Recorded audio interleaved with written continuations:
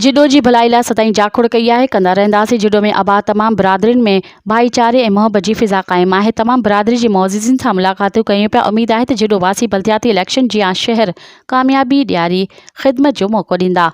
अहिड़े ख़्यालनि जो इज़हार पाकिस्तान पीपल्स पार्टी जिडो जे सदर मीर इरफान खान टालपुर, जिडो जे मुख़्तलिफ़ बिरादरीन क़ाइम ख़ानी राजपूत, रहमान रिंद, रहमानी, मेघवाड़, आरई सैयद बिरादरी जी मौज़िज़िन सां इलेक्शन वर्क जे सिलसिले में मुलाक़ातूं कंदे कयो। हुन चयो त शहर जी भलाई लाइ बहितरी लाइ असांखे मुनज़म थी हिकु प्लेटफॉर्म ते गॾिजी शहर जी बुनियादी मसइलनि जे हल लाइ कोशिशूं करे जिडो खे मिसाली शहर बनाइणो आहे।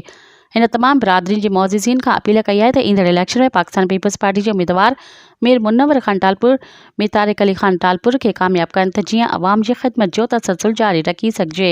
इन मौक़े ते मीर कामरान खान टालपुर, हाजी ज़फ़र हुसैन नारई, डॉक्टर इमदाद शाह डाहाणी, सेठ ज़फ़र खान क़ाइम ख़ानी ऐं जियालनि जो वॾो अंग साण मौजूदु हो। मज़ीद ख़बरनि ऐं तफ़सीलात लाइ विज़िट कयो असांजी वेबसाइट www.awamiNewsHD.com ऐं ॾिसंदा रहो अवामी न्यूज़ HD।